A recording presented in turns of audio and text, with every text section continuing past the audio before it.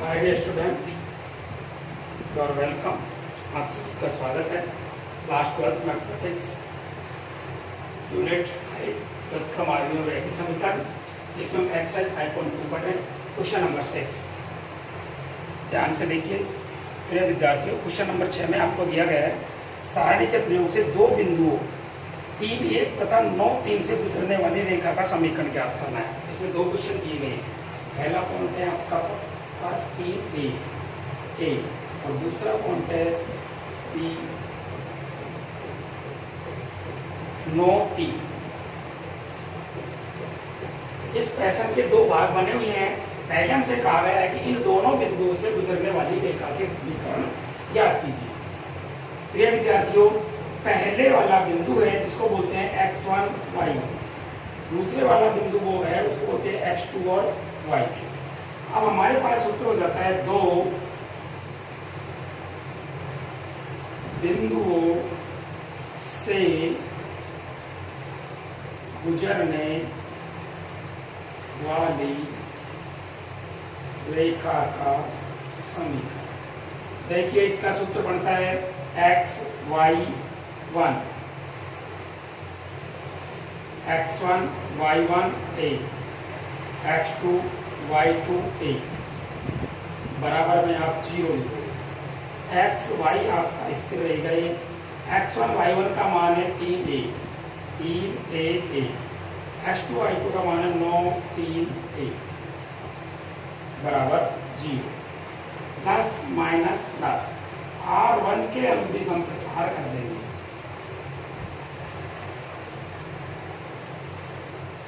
प्रसार करने देखिए x से रख लिया। इसके बाद में इसकी उपसारणी का पर सीधा ही मान निकाल लेंगे। सबसे पहले किसी भी अवयव की यदि आपको उपसारणी निकालनी है तो उसका स्तंभ बंद कर दो, उसकी पंक्ति बंद कर दो। 1 गुणा 1 करेंगे 1, 3 गुणा 1 करेंगे -3, 1 -3 माइनस y की उपसारणी का मान निकालेंगे सीधा ही। ये इसका स्तंभ बंद कर दिया, ये पंक्ति बंद कर दी। 3 एकम 3 -9 प्लस 1 में आप करना 3 किया 9 -9, 3 किया 9 -9 एकम 9 बराबर 0। तो x 1 -3 तो -2 गुणा x करेंगे -2x। 3 -9 -6 को आप -y से गुणा करोगे तो प्लस के 6y। क्लियर? प्लस यहाँ जाएगा 0। तो आप इसको 2 का भाग दे सकते हैं डायरेक्ट, 2 का भाग देने पर तो ये आपके पास हो गया। चलो -2 का भाग दे देते हैं सीधा। तो ये हो जाएगा x -3y बराबर 0। ये हमारा दो बिंदुओं से जाने वाली रेखा का समीकरण हो गया। और दो बिंदुओं में प्रथम बिंदु क्या है 3-1, सेकंड बिंदु क्या है 9-3। फर्स्ट बिंदु के पॉइंटों को x1 y1 लिखेंगे, सेकंड बिंदु के पॉइंटों को x2 y2 लिखेंगे। दो बिंदुओं से गुजरने वाली रेखा का समीकरण का सूत्र होता है x1 y1 1 x2 y2 1। हमने मान जमा दिया, xy स्थिर रहेंगे और x1 y1 x2 y2 के मान जमा देते हैं और जौका तो रहता है। जौका तो रहने पर हम किधर से भी प्रसार कर लेंगे। अब इसका सेकंड भाग देंगे, प्रसार करने पर उत्तर आ गया। त्रिभुज का क्षेत्रफल ज्ञात कीजिए यदि तीसरा पॉइंट -2 और -4 है। आप ध्यान से समझना है क्या कह रहा है कि दो पॉइंट को यही रखने हैं। त्रिभुज के शीर्ष बोल दो या त्रिभुज के बिंदु बोल दो, ठीक है। पहला पॉइंट ए तो वही 3-1 है, दूसरा पॉइंट बी हमारे पास 9-3 है और तीसरा पॉइंट सी हमको दे दिया उसने -2 -4। अब आपसे त्रिभुज का क्षेत्रफल पूछ रहा है। त्रिभुज का क्षेत्रफल का सूत्र लिख लेंगे। त्रिभुज का क्षेत्रफल इसका सूत्र होता है 1/2 x1 y1 1 x2 y2 1 x3 y3 1। ये त्रिभुज के क्षेत्रफल का सूत्र है। तो 1/2 x1 का मान 3 1 1 9 3 1 -2 -4 ये हमारे पास त्रिभुज के क्षेत्रफल का सूत्र आ गया। प्रसार करने के आपके पास 6 रास्ते होते हैं। तीनों पंक्तियों की तरफ किसी से प्रसार कर दो, तीनों स्तंभों की तरफ से किसी से प्रसार कर दो। तो हम अधिकांशतः R1 से प्रसार करते हैं। R1 के अनुदेश प्रसार करने पर 1/2 R1 पे चिन्ह लगा देंगे। इधर देखो +3 है, 3 की उपसारणिक का मान लिख दो। अवयव 3 की उपसारणिक का मान कैसे लिखेंगे? 3 एकम 3 माइनस -4 को 1 से गुणा करेंगे, -4 और -1 +4 तो -1 -1 की उपसारणिक देखो 9 एकम 9 -2 गुणा 1 करेंगे -2 और +2 +1 ये वाले कर दिया -36 माइनस के 2 दिया 6 -6 और -1 +6 1/2 कोष्टक देखो 4 और 3 7 7 गुणा 3 करेंगे कितने हो गए 21 9 और 2 11 11 गुणा -1 करेंगे -11 -36 +6 तो माइनस के कितने बच गए 30 -30 को +1 से गुणा करेंगे तो -30। अब ध्यान से देखो 1/2 माइनस के तो ये हो गए 1 माइनस के तो हो रहे 41 21 -41 1/2 और माइनस के 20 तो माइनस के 10 होंगे। तो आप क्षेत्रफल को आप डेल्टा से लिख सकते हो, डेल्टा बराबर 10 वर्ग। देखो मैंने आपको बताया था कि त्रिभुज का क्षेत्रफल कभी भी ऋणात्मक नहीं होता है। इसमें मान ऋणात्मक आ रहा है तो +10 इकाई होगा संख्यात्मक रूप से, संख्यात्मक रूप से ये 10 इकाई होगा। प्रिय विद्यार्थियों, इस एक ही प्रश्न में 2 क्वेश्चन दिए गए थे। पहले हमें 2 बिंदु दे रखे थे, 2 बिंदुओं से गुजरने वाली रेखा का समीकरण पूछ दिया। उसके लिए अपन सूत्र लगाते हैं x1 y1 8 x y 8 x1 y1 8 x2 y2 8 ये सारणिक के अंदर है ना, और बराबर में 0 रख देना। सारणिक से हल करेंगे तो समीकरण बन जाएगी। फिर तीसरा पॉइंट और दे दिया हमको। तीसरा पॉइंट देने के बाद में हमसे त्रिभुज का क्षेत्रफल पूछा गया है। त्रिभुज के क्षेत्रफल का सूत्र लगा देंगे तीनों पॉइंटों का। अब देखिए क्वेश्चन नंबर 7 में 2 भाग हैं। फर्स्ट को कर रहे हैं अपन, फर्स्ट कर लो चाहे सेकंड कर लो। एक बात आपको याद रखनी है कि इसमें क्रेमर नियम है। क्रेमर नियम यानी कि जब आप सवाल को करोगे क्रेमर नियम से तो एक बात याद रखना है आपको, जो सबसे प्रमुख बात है, इसमें जो अचर राशियां होती हैं वो हमेशा आपको, अचर राशियां हमेशा आपको दाईं तरफ ले जाके लिखनी है। किधर ले जाके लिखनी है? दाईं तरफ। अचर राशि हमेशा दाईं तरफ लिखनी है, बाकी शेष बची सभी चर राशि हमेशा बाईं तरफ रखनी है।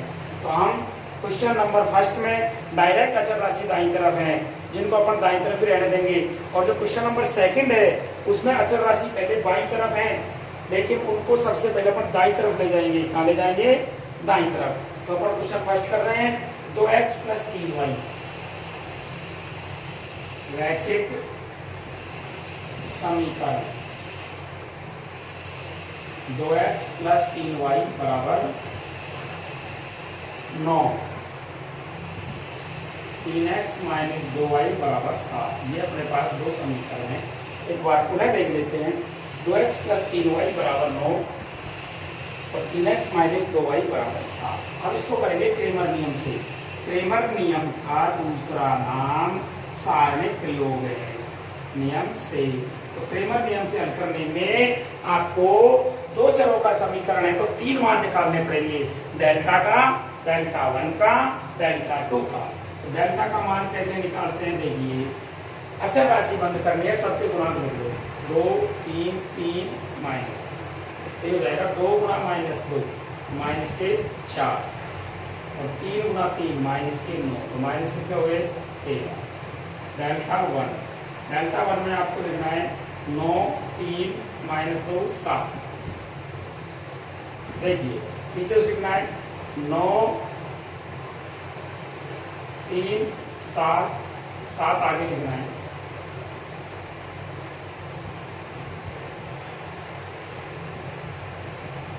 ध्यान से देखिए, पीछे से सेट करते हैं इसको। 9 3 7 माइनस 2, 9 3 7 माइनस 2। इसका करेंगे 9 गुणा माइनस 2 करेंगे माइनस के 18, माइनस 3 गुणा 7 करेंगे माइनस के 21, तो माइनस कितना हो गया ये 39। डेल्टा 2 में आपको सीधा मान लिखना है, लेकिन ये बंद करना है। 9 2 9 3 7, 2 गुणा 7 करेंगे 14, माइनस 9 प्लस 27, माइनस कितने हो गए ये 13। प्रिय विद्यार्थी एक बार पुनः देखते हैं, 2 की सारणी है ये, यानी दो चरों के रैखिक समीकरणों में कैसे हल करेंगे? डेल्टा का मान निकालने के लिए अचर राशि को बंद कर दो, सीधा मान लिख दो। क्लियर? डेल्टा 1 का मान निकालने के लिए x बंद कर दो, पीछे से लिख दिया। क्लियर? और डेल्टा 2 का मान निकालने के लिए y बंद कर दो, सीधा लिख दो। ये अपना मान। अब देखिए आता है x का मान कैसे निकालेंगे? डेल्टा 1 बटे डेल्टा, तो डेल्टा 1 का मान कितना है? माइनस 39। डेल्टा का मान कितना है? माइनस 13, माइनस से माइनस काट दो, 13 3 39, y बराबर डेल्टा 2 बटे डेल्टा। डेल्टा 2 का मान देखिए माइनस 13 बटे माइनस 13, माइनस से माइनस काट दिया, 13 एकम 13, यानी x का मान 3 आ गया और y का मान 1 आ गया। क्वेश्चन नंबर 8 देखते हैं, 8 का फर्स्ट। सिद्ध कीजिए कि निम्नलिखित समीकरण निकाय असंगत है। असंगत में आपको ध्यान रखना है कि डेल्टा का मान 0 प्राप्त होना चाहिए। चाहे आपको एक बार मैं दोबारा से इसकी जो वो है उसको बता देता हूं कि असंगत और असंगत के लिए क्या होना चाहिए कि निकाय देखो डेल्टा 1 बराबर 0 तथा डेल्टा 1 डेल्टा 2 डेल्टा 3 तीनों में से कोई भी सभी जीरो, तीनों में से सभी जीरो यानी डेल्टा का मान भी 0 हो, डेल्टा 1 का डेल्टा 2 का डेल्टा 3 तीनों का मान यदि 0 हो तो निकाय संगत असंगत दोनों हो सकता है। लेकिन डेल्टा का मान 0, आपको ये ध्यान रखना है ये डेल्टा का मान 0 आना चाहिए प्रमुख रूप से। तो ये प्रमुख बात तो यह कि डेल्टा का मान 0 आना चाहिए, उसके अलावा कोई भी एक मान अशून्य हो, कोई भी एक मान क्या आ जाए अशून्य। देखो यदि डेल्टा 1 डेल्टा 2 डेल्टा 3 तीनों ही अशून्य हो, तीनों ही शून्य, सॉरी तीनों ही यदि शून्य हो तो निश्चित रूप से वो असंगत भी असंगत हो सकता है। लेकिन तीनों में से यदि एक भी मान, तीनों में से यदि एक भी मान अपना शून्य नहीं आया तो वो निश्चित रूप से असंगत होंगे, निश्चित रूप से क्या होंगे? वो असंगत होंगे। अब अपना सवाल फर्स्ट देखते हैं, 3x minus Y plus 2z, 3x minus Y plus 2z बराबर 3, 2x plus Y plus 3z, 2x plus Y plus 3z बराबर 5, x minus 2y minus z, x minus 2y minus z बराबर 1। तो आपका first जो नियम है, सबसे पहले आपको डेल्टा का मान निकालना है। यहाँ लिख देना क्रेमर नियम से, क्रेमर नियम से चेक कर रहे हैं अपन संगत है असंगत। डेल्टा का मान निकालने के लिए 3 चरों में समीकरण है, सबसे पहले इसको बंद करना है। तो यहाँ से लिखेंगे 3 माइनस 1 2, तो लिखेंगे 2 1 3, तो लिखेंगे 1 माइनस 2 माइनस 1। इसमें अपन मान निकालते हैं R1 के 19, R1 के 19 प्रसार कर प्लस माइनस प्लस डेल्टा का मान 3 और इसकी जो साइड होगी 1 गुना माइनस 1 करेंगे माइनस 1, माइनस 2 गुना 3 करेंगे माइनस 6 और माइनस प्लस 6 प्लस 1। इसकी देखो 2 गुना माइनस 1 करेंगे माइनस 2, माइनस 1 गुना 3 करेंगे 3 प्लस 2, 2 में देखो आप माइनस 4 और माइनस 1, 3 और 6। चलो एक बार सीधा ही कर लेते हैं, प्लस का 6 माइनस का 1, प्लस के 5 बचेंगे, 5 गुना 3 करेंगे 15 हो गया, माइनस 3 माइनस 2 माइनस 5 को प्लस 1 से गुना करेंगे माइनस 5 हो गया, माइनस 4 माइनस 1, तो माइनस 5 को 2 से गुना कर देंगे अपन, माइनस का 10 हो गया, प्लस 15 माइनस 15 बराबर 0। देखिए जो अपना प्रमुख पॉइंट था कि डेल्टा का मान 0 चाहिए, डेल्टा का मान तो 0 ही है। उसके बाद में डेल्टा 1 डेल्टा 2 डेल्टा 3 इन तीनों में से कोई भी एक 0 नहीं होना चाहिए, बस सभी जीरो हैं फिर तो कंफ्यूज की स्थिति पैदा हो जाती है। सभी तीनों में से कोई भी एक ऐसा मान आना चाहिए जो जीरो नहीं हो।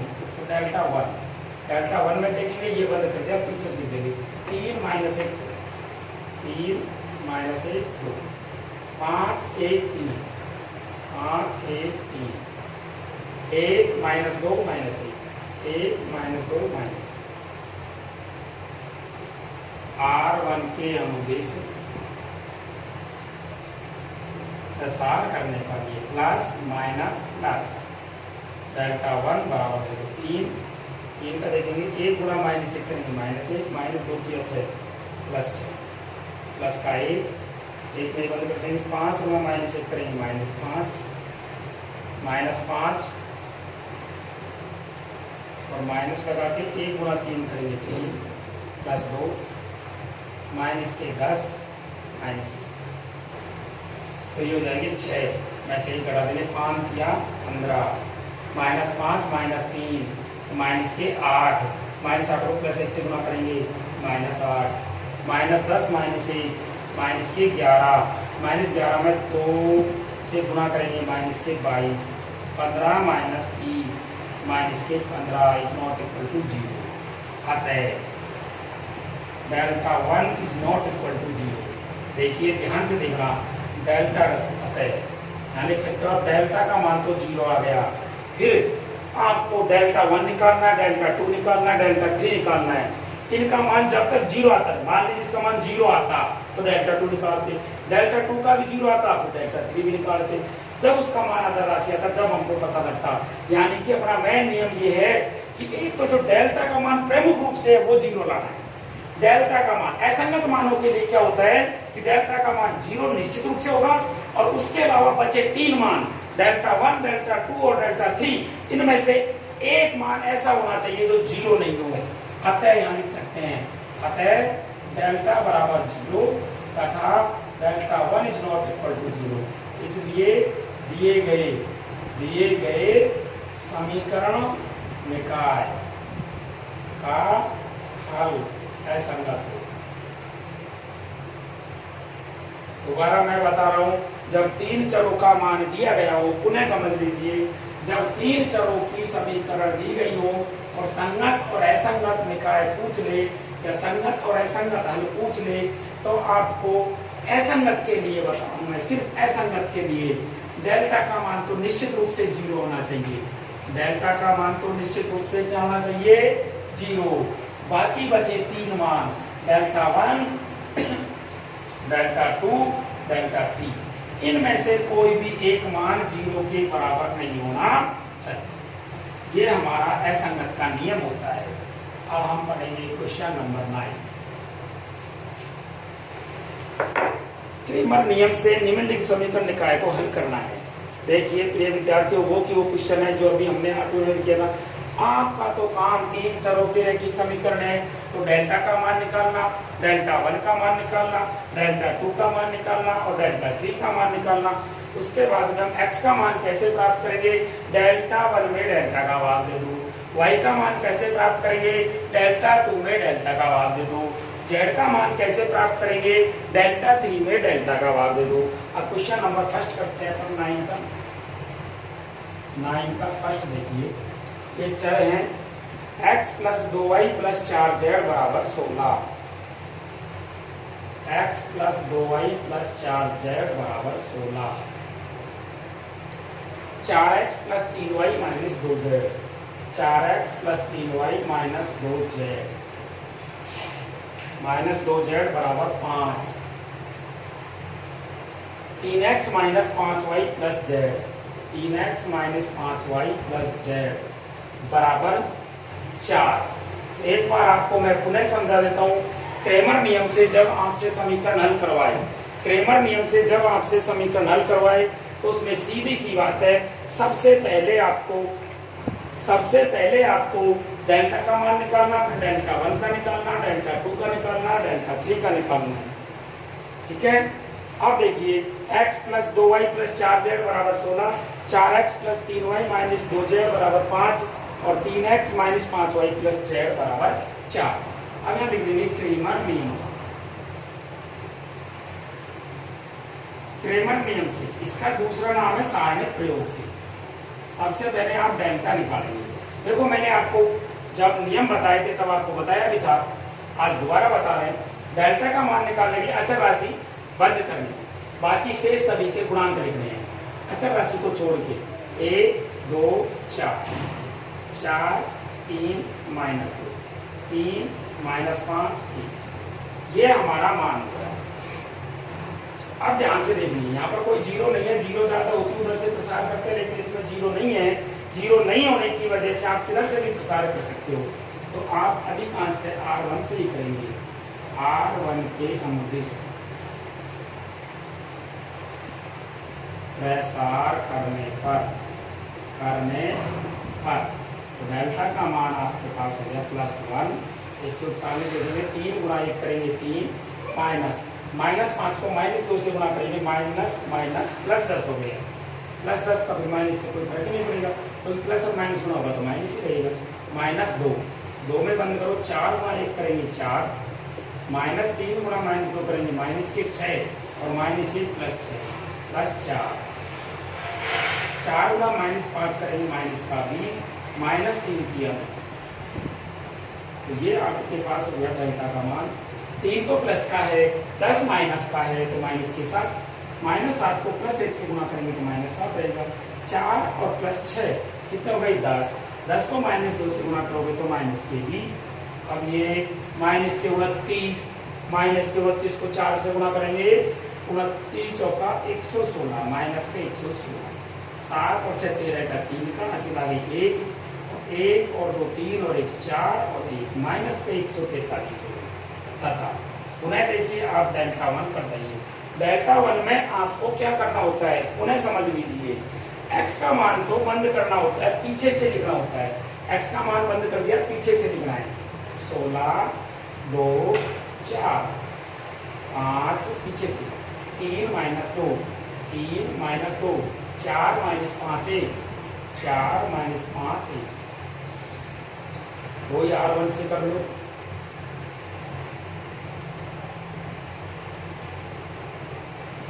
R1 के अनुदिश प्रसार करने पर डेल्टा 1 बराबर 16 की उपसारणिक के मान लिखिए आप।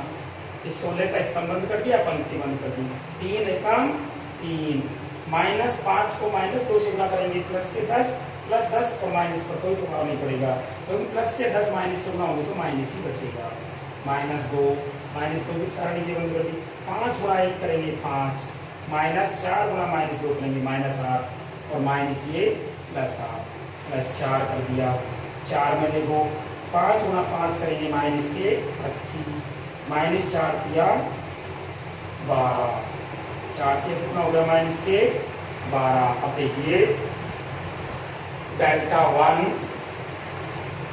बराबर 3 तो प्लस का है, 10 माइनस का है, तो माइनस कितने बचेंगे 7। अब 7 बच गए माइनस के, तो माइनस की संख्या बचेगी 7 6 42 का 2 का 4 7 कम 7 और 4 11 5 और 8 13 13 गुणा 2 करेंगे माइनस के 26 25 और 12 37 37 को 4 से गुणा करेंगे 37 है माइनस का, तो माइनस की संख्या प्लस से गुणा होगी तो माइनस होगा। अब 37 गुणा 4 कर लेंगे, 4 गुणा 7 करेंगे 28 का 8 का सिलाई 2 4 दिया 12 2 14 माइनस के 148। अब इनको देखो सभी संख्याएं माइनस की हैं, तो आगे भी संख्या माइनस की बचेगी। 8 से 14 14 15 16 का 6 का सिलाई 1 1 4 5 5 2 7 7 और 1 8 और 1 है 286। उन्हें अब निकालेंगे हम डेल्टा 2 का मान। डेल्टा 2 का मान निकालने का तरीका ध्यान रखना, y को तो बंद करते हैं अपन ना, और एडीसी लिखा जाता है एडीसी 1 16 4 1 16 4 फिर 4 5 -2 4 5 -2 फिर 3 4 1 3 4 1 y बंद होता है इसमें प्लस माइनस प्लस R1 के अनुदेश प्रसार करने पर पर। तो डेल्टा 2 बराबर आप लिखोगे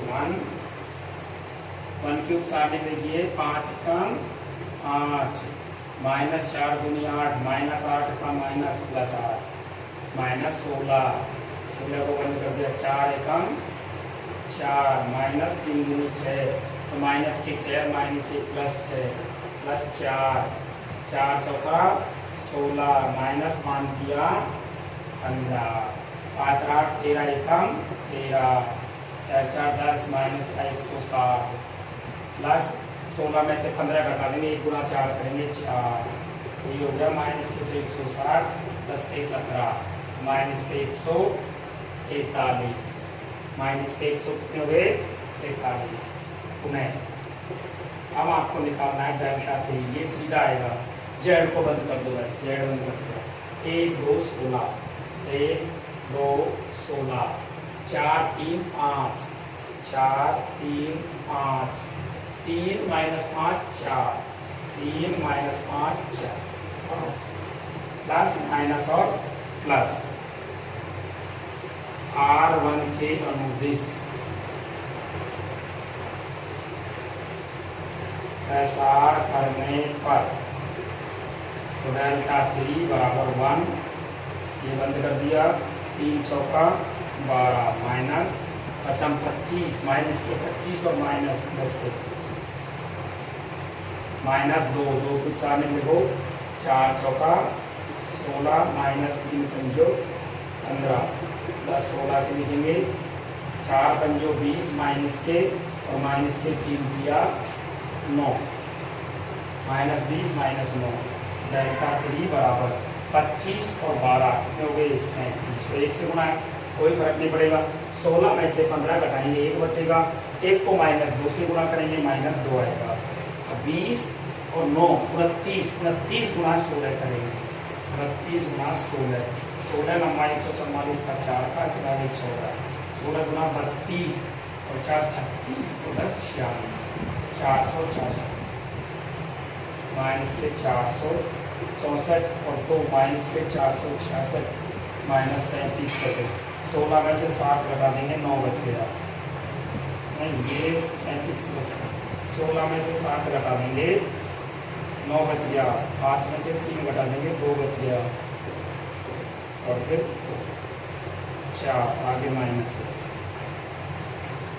आता है। अब आपको मान लिखना है x का तो डेल्टा 1 बटे डेल्टा तो डेल्टा 1 का मान आपके पास आया था माइनस 286 और डेल्टा का मान आपके पास है माइनस 143 माइनस से माइनस कर दिया 2 बार y का मान निकालेंगे डेल्टा 2 बटे डेल्टा तो डेल्टा 2 का मान आपके पास है माइनस 143 माइनस 143 डेल्टा का भाग देंगे तो प्लस 1 आएगा। जेड का मान निकालेंगे डेल्टा 3 बटे डेल्टा 3 का मान आपके पास आया है माइनस के 429 इसमें माइनस 143 को भाग देंगे तो ये प्लस का 3 अतः x का मान 2 है y का मान 1 है और z का मान 3 है। दोबारा मैं आपको बता देता हूँ जब आपके प्रश्न में 3 चरों के रैखिक समीकरण दिए गए हो तो आप x y z का मान क्रेमर नियम से किस प्रकार ज्ञात करोगे। x y z का मान निकालने की जो तरीका है x का मान होता है डेल्टा 1 बटे डेल्टा y का मान होता है डेल्टा 2 बटे डेल्टा और z का मान होता है डेल्टा 3 बटे डेल्टा। तो प्रिय विद्यार्थियों आपको ध्यान रखना है पुनः समझा रहा हूँ गलती नहीं करनी है।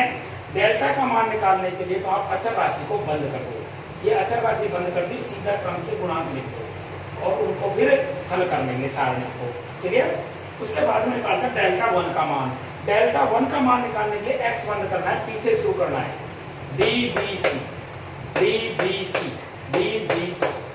क्लियर है।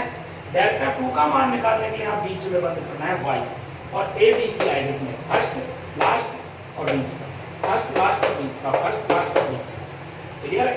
डेल्टा 3 का मान निकालने के लिए z बंद करना है और सीधा क्रम से चलना है ABD। जब हम डेल्टा का मान डेल्टा 1 का मान डेल्टा 2 का मान और डेल्टा 3 का मान निकाल चुके होंगे उसके बाद में ही आपको x y z का मान निकालना है। x का मान कैसे निकालेंगे डेल्टा 1 में डेल्टा का भाग लेंगे y का मान कैसे निकालेंगे, डेल्टा 2 में डेल्टा का मान लेंगे, और z का मान कैसे निकालोगे, डेल्टा 3 में डेल्टा का मान लेंगे। इस प्रकार हम x, y, z का मान प्राप्त कर लेते हैं। अब क्रेमर नियम से हमने दो चरों के रैखिक समीकरणों को हल करना और तीन चरों के रैखिक समीकरणों को हल करना दोनों सीखे। क्रेमर नियम से हमने दो चरों के रैखिक समीकरणों को हल करना और तीन चरों के रैखिक समीकरणों को हल करना सीख चुके हैं। अब हम पढ़ेंगे आव्यूह सिद्धांत से। प्रिय विद्यार्थियों, एक क्वेश्चन हो रहा है जिसको मैं अभी हल करवा रहा हूँ। क्वेश्चन नंबर 10 भी यही है, समीकरण दिखाएगा सारणिकों के प्रयोग से। ये क्वेश्चन नंबर 10 है, इसका सेकंड करेंगे। इसको ध्यान से देखना, वही 9th क्वेश्चन ही है कि सारणिकों के प्रयोग से आपको समीकरण हल करना है। तो सारणिकों का प्रयोग में इसमें चरराशि बटे में है थोड़ी सी, उसको थोड़ा सा चेंज करेंगे। देखो समीकरण क्या है, 2/x plus 3/y, 2/x plus 3/y plus 10/z बराबर 4, 4/x minus 6/y plus 5/z बराबर 1। उसके बाद में 6/x plus 9/y minus 20/z बराबर 2।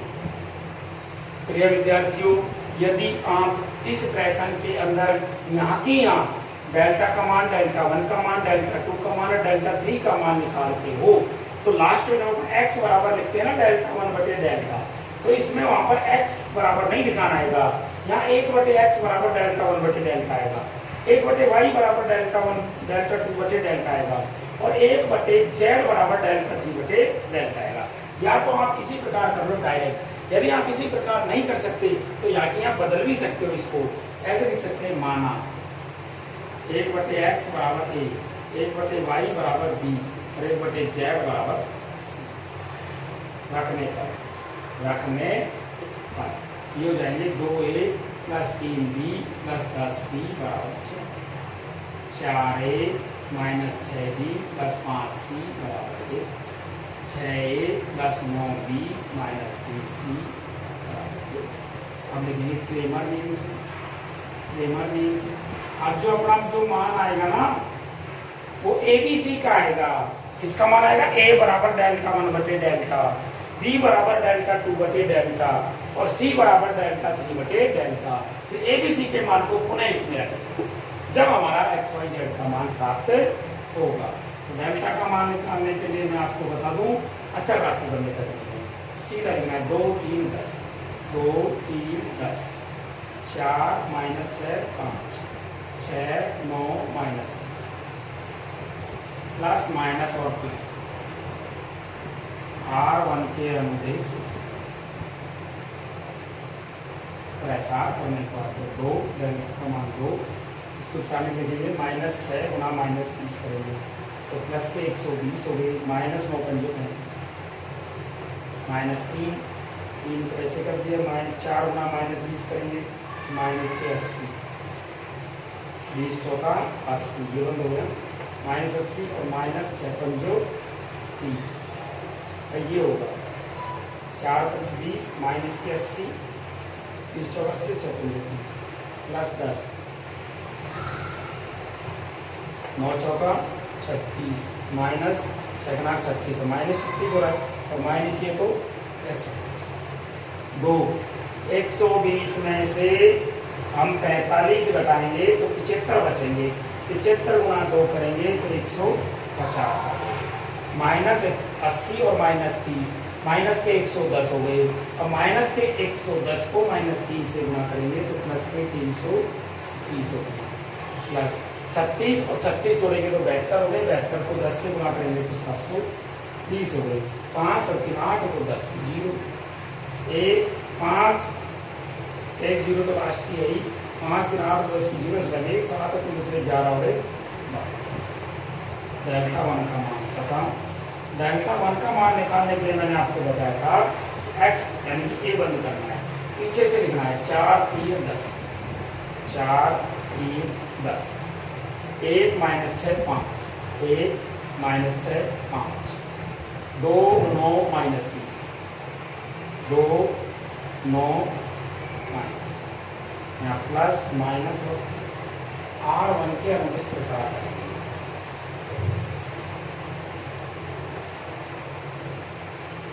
अनुदिश प्रसार करने पर डेल्टा 1 बराबर प्लस 4 है, 4 की सारणी का मान दो, माइनस 6 गुना माइनस 20 प्लस का 120, माइनस 45, माइनस के 45, फिर माइनस 3 है, माइनस 3 की सारणी लिखने ये बंद कर देंगे तो माइनस 1 गुना माइनस 20 करेंगे माइनस 20, तो माइनस 2 गुना ये ना 1 गुना माइनस 20 करेंगे माइनस 20, 2 गुना 5 करेंगे माइनस के 10, इधर प्लस के 10,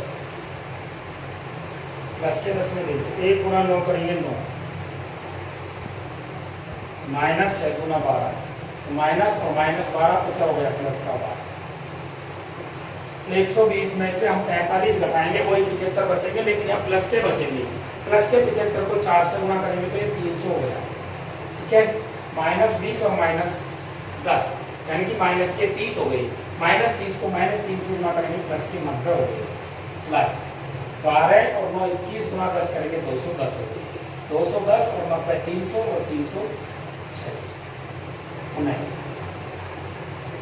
डेल्टा 2 का मान आप निकालोगे, इसमें y बंद करना है, एडीसी करना है, 2 4 10, 2 4 10, 4 1 5, 4 1 5, 6 2 minus 20, 6 2 minus 20, okay, plus minus और प्लस, R1 के अनुदिश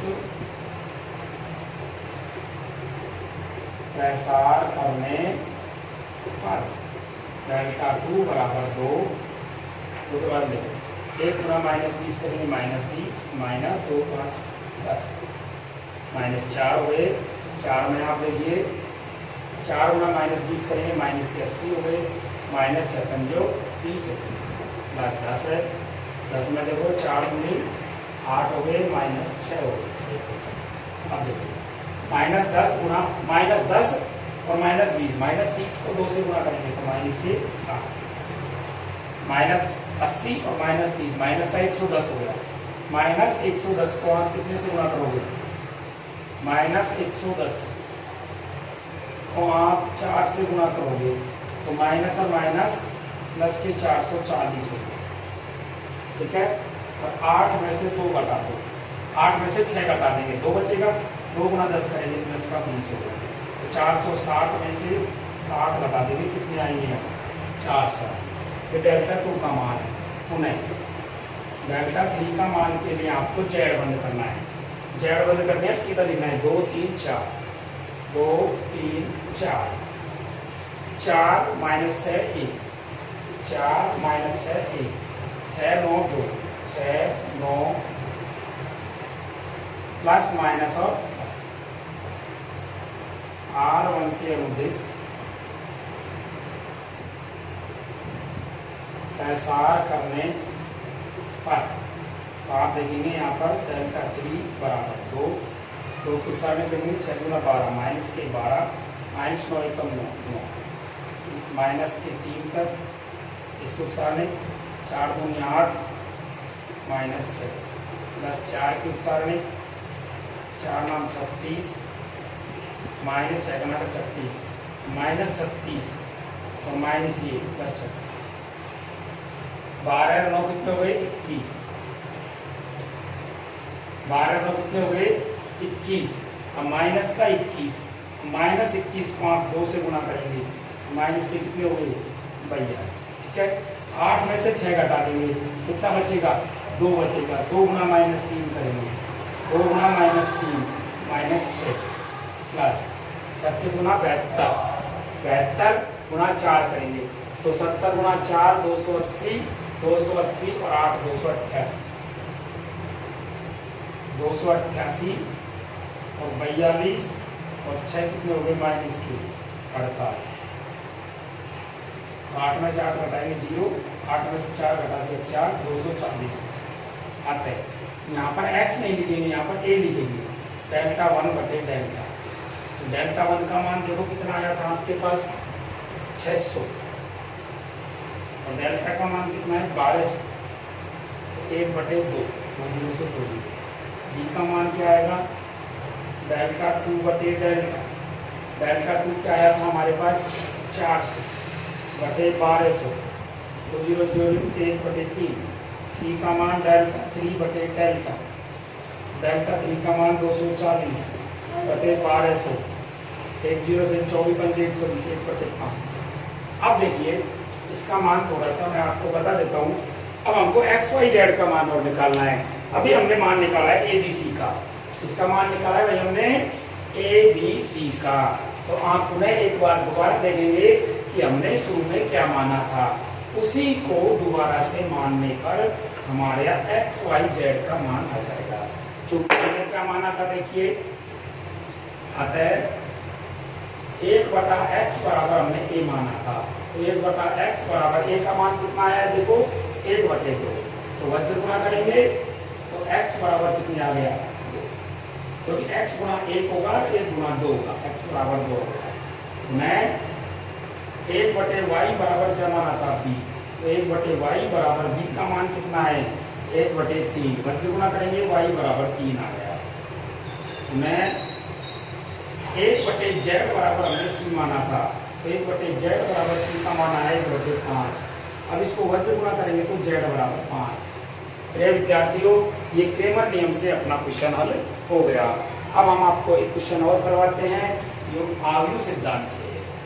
आव्यूह सिद्धांत वाले को भी हल कर लेते हैं, फिर आपके पास क्रेमर नियम और आव्यूह सिद्धांत से समीकरणों को हल करना आप सीख जाओगे। तो अब आव्यूह सिद्धांत पढ़ेंगे, मैट्रिक्स मेथड। अब क्या पढ़ेंगे हम, मैट्रिक्स मेथड। हमने सारणिक प्रयोग यानी कि क्रेमर नियम अच्छी तरीके से सीख लिया था। अब आ जाइए आव्यूह सिद्धांत से क्वेश्चन नंबर 11 का फर्स्ट। पहला क्वेश्चन है 2x माइनस वाई बराबर -2, 2x माइनस वाई बराबर -2। दूसरा क्वेश्चन है 3x प्लस 4y बराबर 3, 3x प्लस 4y बराबर 3। इसमें आपको बिल्कुल सिंपल काम करना है। यहाँ आप लिखोगे आव्यूह सिद्धांत से, आव्यूह सिद्धांत से। इसके बाद में आपको करना क्या है, नियम इसका वही रहेगा जो पुराना था कि हम अचर राशि को सबसे पहले दाईं तरफ लिखते हैं और जितनी भी चर राशियां हैं वो सब बाईं तरफ रहेंगी, चाहे प्रश्न 2 चरों में हो चाहे प्रश्न 3 चरों में हो। तो यहाँ 2 चरों में पहले से अक्षर जमा रखा है। अगला जो सेकंड सवाल है उसमें पहले समीकरण में चर राशि +2 है जिसको दाईं तरफ ले जाएंगे -2 हो जाएगी, और दूसरे समीकरण में +3 है उसको दाईं तरफ ले जाएंगे -3 हो जाएगी।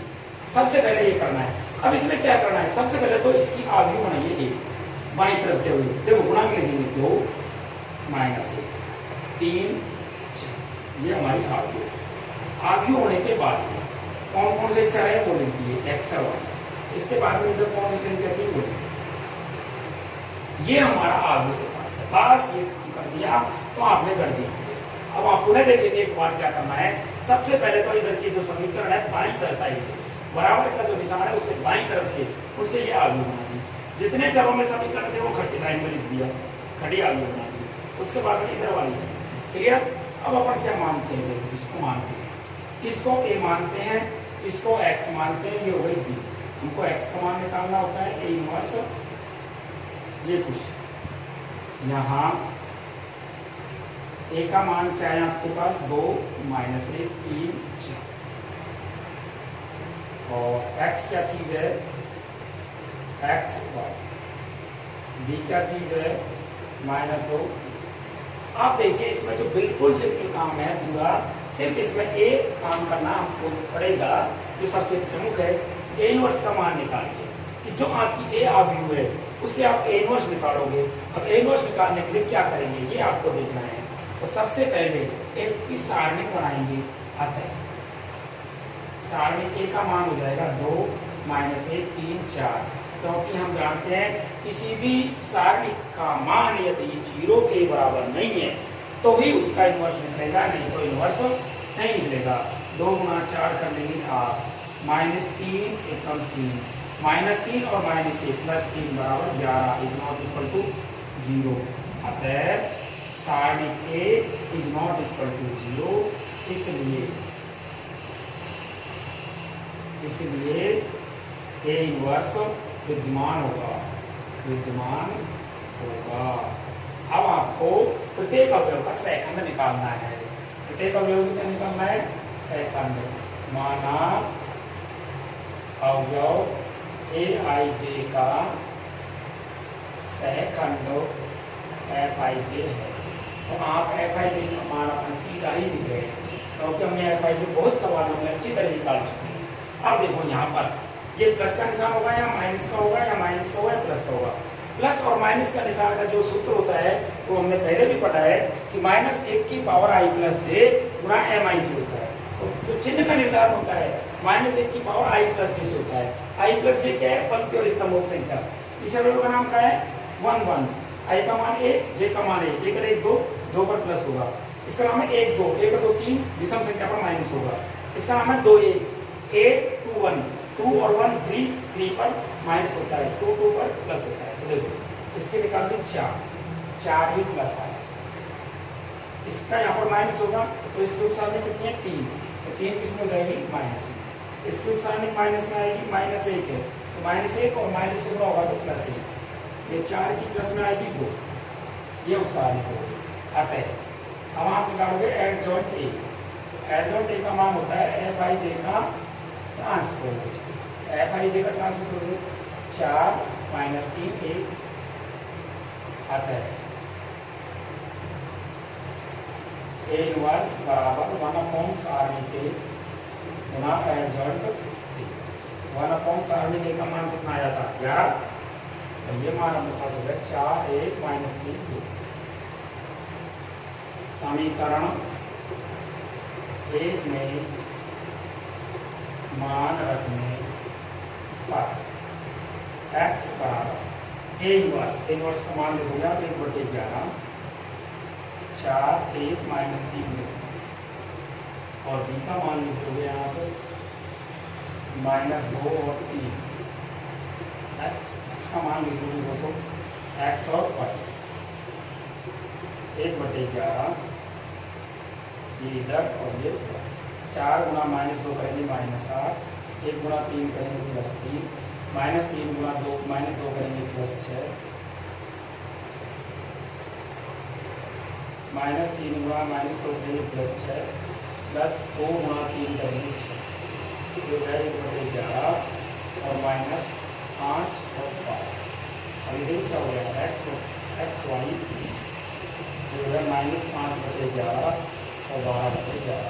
अब मैं आपको बता दूं इसमें 2 पंक्ति हैं, एक स्तंभ है। इसमें 2 पंक्ति एक स्तंभ है। तुलना करने पर इसमें क्या है? पुनः देखिए आप एक बार कि जब बराबर के निशान के दोनों तरफ समान क्रम की अवयव मिल जाए तो संगत अवयव की तुलना कर देते हैं। x का मान आएगा -5/11 और y का मान आएगा 12/11। ये आपके 2 मान आ गए x और y। दोबारा समझिए, मैं आपको बता दूं कि अवयव समीकरण चाहे 3 चरों में हो चाहे 2 चरों में हो, जो प्रक्रिया है वो एक ही रहेगी सब में। सबसे पहले अचर राशि को आप दाईं तरफ लिखना है, चाहे 2 चरों का समीकरण हो चाहे 3 चरों का। फिर बाईं तरफ में जो भी संख्या बचे, जितने भी चर का बचे यहाँ अवयव बना लेंगे। 2 चर का है तो x y लिखेंगे, 3 चर का है तो x y z बता देंगे। 2 चर का है तो 2 ही बताएंगे, 3 चर का 3 मान आ जाएंगे। हर सवाल में ax बराबर b लिखना है। x बराबर 1 को इधर ले जाएंगे तो a इनवर्स b हो जाएगा। इसको ले जाने के 2 तरीके हैं, इसको इधर ले सकते हैं, नहीं तो दोनों तरफ a इनवर्स से गुणा कर सकते हैं। a गुणा a इनवर्स हो जाएगा या i हो जाएगा, i गुणा x करेंगे तो x रहेगा, तो a इनवर्स b हो जाएगा। क्लियर? a का मान जो शुरू की अवयव होती है वो होता है, x का मान x y z या x y होता है, b का मान जो अचर राशि होती है वो। सारणिक a से जो अवयव a है यहाँ, चाहे वो 2/2 क्रम की हो चाहे 3/3 क्रम की हो, उसका हमको सबसे पहले मान निकालना है। सारणिक बना के मान निकालने के बाद यदि मान 0 के बराबर नहीं है तो उसकी व्युत्क्रम अवयव प्राप्त होगी। और आपको पता है जब आपसे एक्स और वाई का मान पूछेगा तो निश्चित रूप से इसका मान 0 नहीं आएगा, क्योंकि एक्स का मान लाने के लिए एक्स और वाई का मान 0 नहीं आता है, क्योंकि इनवर्स विद्यमान होगा तभी तो दिया है हमको। तो ए इनवर्स निकालने के लिए 0 के बराबर नहीं है।